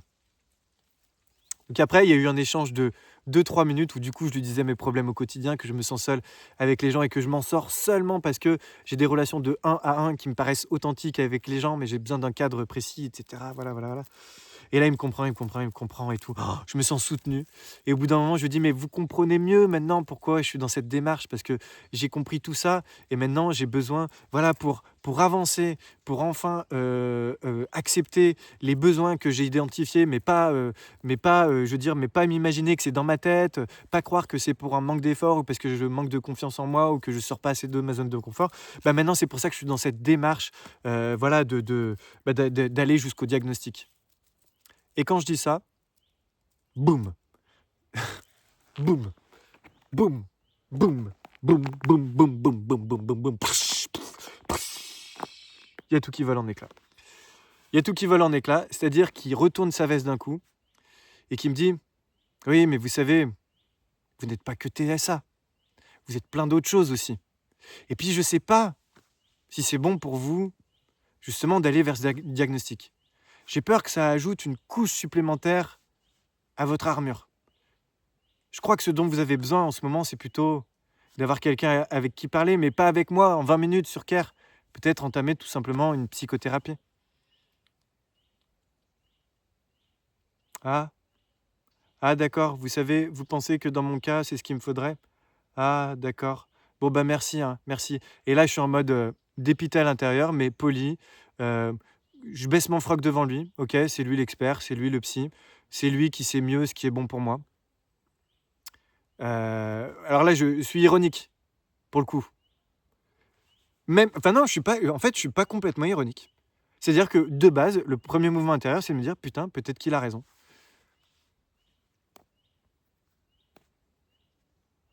Mais rapidement, après, je me dis, bah, foutage de gueule. Foutage de gueule. Après, bah, je comprends vite de quoi il retourne. Est-ce qu'il peut aller plus loin avec des entretiens de 20 minutes, même s'il a des connaissances de TSA? Est-ce qu'il a l'habitude de poser des diagnostics? Pas forcément. Et s'il n'a pas l'habitude de poser des diagnostics, et surtout avec mon cas qui est complexe, qui irait à l'encontre, même si ça contredit pas le bilan, ça vient en supplément du bilan, mais quelque part, quand même, le bilan a écarté le TSA. Donc, ça vient à l'encontre d'un confrère. Donc, ça le met en conflit avec un confrère. Le premier psychiatre que j'ai eu, pareil, il dit anxiété, il dit TDAH à poursuivre. Donc, d'un coup, ça le met en contradiction avec 2 autres professionnels. Donc, il a moi, l'espace d'un instant, son côté intuitif, thérapeute, me reconnaît, mais l'instant d'après, pour différentes raisons que j'ignore, il fait machine arrière. Et je crois, je peux me tromper, mais je crois, et parce que ça peut être inconscient de sa part, mais je crois que c'est fort possible qu'à ce moment-là, c'était un mécanisme inconscient de défense qu'il a eu justement pour toutes les raisons que je viens d'évoquer, d'être en porte-à-faux avec les autres ou de ne pas avoir la possibilité sur Care de poser un diagnostic ou d'aller plus loin, ou alors de m'adresser à quelqu'un d'autre, ce serait, enfin voilà, sur le TSA, je sais pas, c'est peut-être un mécanisme de justement, bon, bah, on va retourner à quelque chose qui marche. Une psychothérapie, ça fait toujours du bien à n'importe qui. Au moins, on se mouille pas. Et voilà.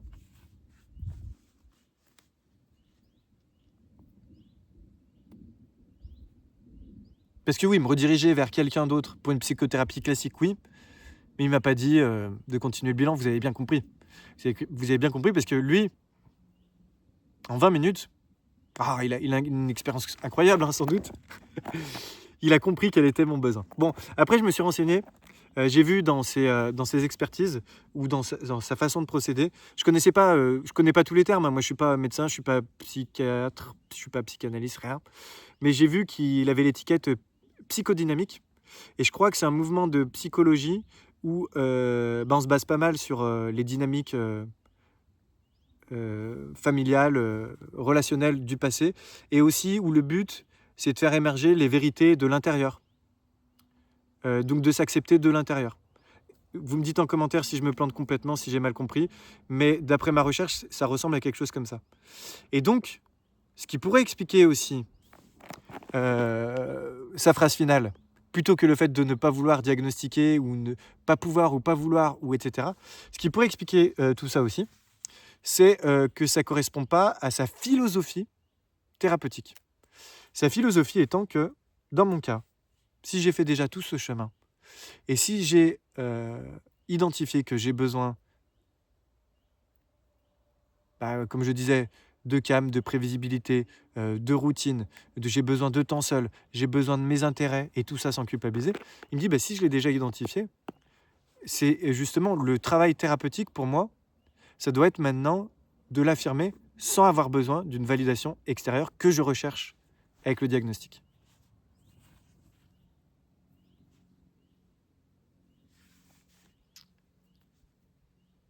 Et là, vous savez, moi j'adore avoir tort, me remettre en question.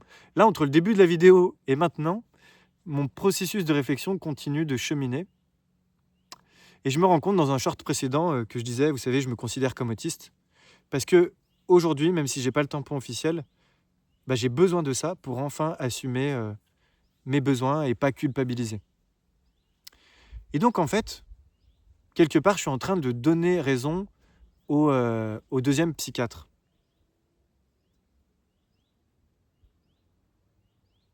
Et cette chaîne YouTube, tout ce que je dis, sans filtre, c'est un mécanisme aussi, d'affirmation de moi, d'affirmation de soi,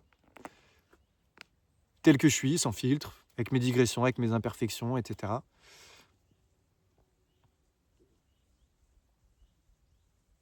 Alors maintenant, toute la question est de savoir qu'avec cette chaîne YouTube, donc là pour l'instant j'ai 0 personne, j'ai 0 spectateur, hein, c'est trop drôle de commencer une chaîne YouTube. Je l'ai déjà fait il y a 10 ans, c'est trop drôle au début. Genre tout est possible. Est-ce qu'il y a des gens qui verront cette vidéo dans le futur? Alors dites-le moi en commentaire d'ailleurs. Ça m'intéresserait trop de savoir. Ça se trouve, je sais pas, en 2026, en 2027, il y a quelqu'un qui va tomber sur cette vidéo parce que peut-être ma chaîne aura évolué depuis et puis cette personne va vouloir retomber sur les premières vidéos pour voir qu'est-ce que je disais à l'époque et tout. Parce que oui, je sais comment ça marche, YouTube. Je sais que des fois ça fait ça, donc ça m'intéresserait trop de le savoir. Et donc, ce que je veux dire par rapport à ma chaîne YouTube, c'est que d'une part, vous avez compris, elle est thérapeutique pour moi. Elle offre un espace de reconnexion avec moi-même. Mais juste thérapeutique pour moi, si j'avais dû faire ça pour moi, j'aurais pu garder les vidéos pour moi, j'aurais pu faire du journaling comme je fais déjà, ça aurait été suffisant. Mais là, il y a aussi le côté affirmation publique, hein, avec, qui est aussi thérapeutique avec YouTube. Mais surtout, ce que j'ai, c'est une volonté de vous aider, vous, si vous vous retrouvez dans mes propos. Vous n'aurez pas forcément les mêmes expériences, vous n'aurez pas le même vécu, vous n'aurez pas le parcours, vous n'aurez pas le même cheminement. Mais de voir peut-être que vous aussi, vous aurez eu vos difficultés, soit avec le corps médical, soit avec vos bilans, avec votre introspection, vos questionnements, les contradictions, etc. Sachez que vous n'êtes pas seul. Je suis là, je suis avec vous. Je suis là, je suis avec vous. Je suis là, je suis avec vous.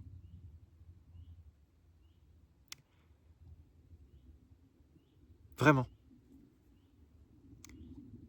Et c'est pour ça que, si je vous dis tout ça, c'est parce que cette chaîne YouTube, pour moi, même si aujourd'hui, au moment où je fais cette vidéo, il y a 0 spectateur, elle a un objectif qui me dépasse, d'aider toutes les personnes qui peuvent se retrouver d'une façon ou d'une autre dans mon cas. Et du coup, j'ai d'autres membres de la famille, de mon côté, ou des amis. J'en ai certains qui sont diagnostiqués TSA d'ailleurs, d'autres qui sont sûrs de l'être et qui ne font pas la démarche. Donc les deux sont valables. Moi, maintenant que je commence à l'accepter pour moi-même, et il se pose la question de compléter la démarche, soit avec un psychiatre libéral, mais vraiment spécialiste des profils camouflés, avec TDAH, profil complexe, avec une partie, alors je ne sais pas si on peut dire au potentiel ou pas, je ne sais pas, j'ai toujours pas compris, j'en parlais dans une autre vidéo.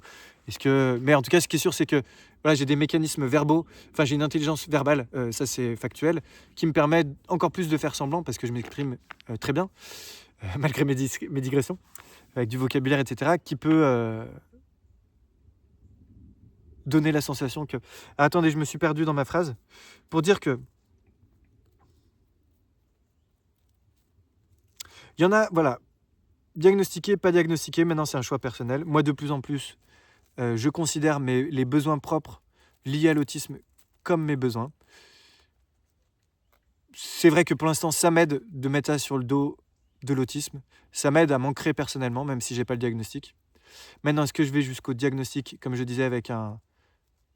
Ah voilà, c'est ça la longue digression, c'est pour dire avec un psy spécialiste dans les profils camouflés, TDAH, avec éventuellement, comme je viens de le dire, c'est la digression, éventuellement HPI. Mais je crois que la HPI, on peut l'oublier, on s'en fout, c'est pas ça la question. Parce que je pense que les autistes camouflés, c'est pour moi tout simplement, c'est ceux qui arrivent à l'âge adulte sans avoir eu de diagnostic, point final.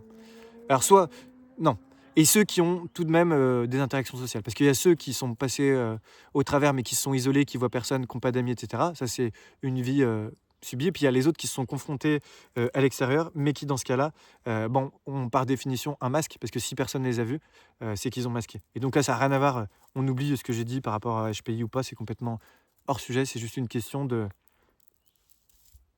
est-ce qu'on a appris à masquer ou pas, voilà. Donc soit avec un psy libéral, soit avec les centres ressources autisme, les CRA. Mais là, il y a une grosse attente. Puis après, redevoir faire tous les bilans avec l'énergie que c'est de se replonger dans ces choses-là, dans son passé, dans l'introspection, d'avoir peur de mal être compris, de minimiser les choses par peur de déranger, etc. Mais du coup, ne pas être vu, ne pas être... Enfin, voilà. Oh là là, ça fait qu'en tout cas la démarche, je peux pas la refaire tout de suite, là, maintenant. Peut-être éventuellement, je me sentirais plus à l'aise avec, un psychiatre libéral qui pourrait reprendre le dossier, mais vraiment le dossier complet, avec le courrier de cette page qui explique en gros, en détail, mon fonctionnement. Donc voilà où j'en suis aujourd'hui, et si j'allais jusqu'au diagnostic, je crois que, hem aujourd'hui, bien sûr, il y aurait une partie serait pour moi, mais comme je disais, c'est par rapport à la dynamique de cette chaîne YouTube. Est-ce qu'il s'agit de montrer l'exemple ou pas? C'est une question que je me pose, d'aller jusqu'au bout de la démarche. Justement, ça, peut-être donnerait plus de poids, à toutes mes interrogations, mes doutes et toutes les vidéos que j'ai faites avant le diagnostic, de dire: «Mais si vous aussi vous avez, enfin avant le bilan, ou non, avant le diagnostic, de sorte à dire que si vous aussi ça vous arrive d'être dans un cas où on vous a interprété autrement, bah, il se peut que ce soit vous qui ayez raison et les professionnels qui ont tort».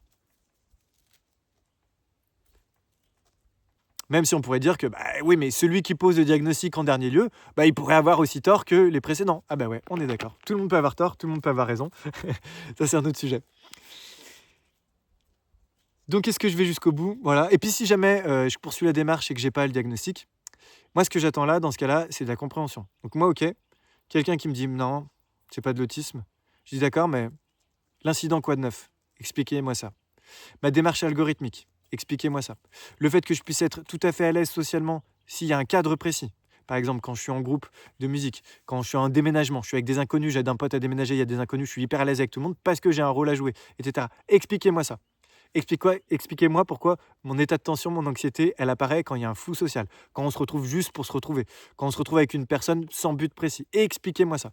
Moi, je veux bien, je m'en fous d'être TSA ou pas TSA, mais c'est juste que pour l'instant, la meilleure explication que je trouve à ce que je ressens, c'est le TSA.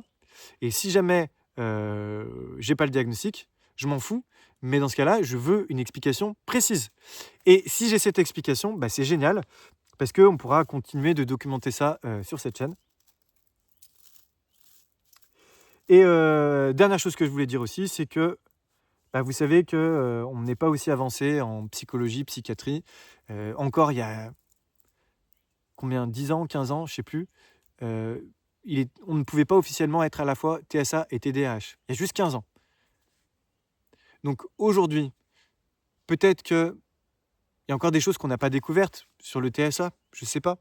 Sur les liens entre le TSA et le TDAH qui sont très souvent comorbides, pas tout le temps. Il y a beaucoup de TSA qui ont le TDAH, un peu moins dans l'autre sens, mais de TDAH qui ont le TSA. Mais voilà, peut-être qu'il y a des choses qu'on n'a pas encore découvertes. Et si tel est le cas, bah, poursuivre la démarche diagnostique et que ce soit pour poser le diagnostic ou pas, ou l'inverse. Dans tous les cas, ça fera partie de cette chaîne YouTube, des interrogations qu'on peut tous se poser, etc. Ah voilà, vidéo d'1h38, tout va bien. Oh le gars, vidéo d'1h38. Je sais pas s'il y a quelqu'un qui aura regardé cette vidéo en entier. Si c'est le cas, bah, my God, c'est vraiment que vous avez le même fonctionnement que moi, ou je sais pas, mais alors moi, ce genre de vidéo d'ailleurs, je les regarde jamais en regardant la vidéo, hein. Je me la mets en mode, fond, Et puis je me la mets dans les oreilles, je vais me balader. Voilà. Alors si vous me regardez encore, je vous remercie d'être là. J'espère que tout ça vous aide d'une manière ou d'une autre. Si vous avez des questions, des remarques, des précisions à faire, n'hésitez pas à commenter. Voilà, on est là, on est ensemble. Bordel, on est ensemble. On est entre nous. On est entre nous. À bientôt.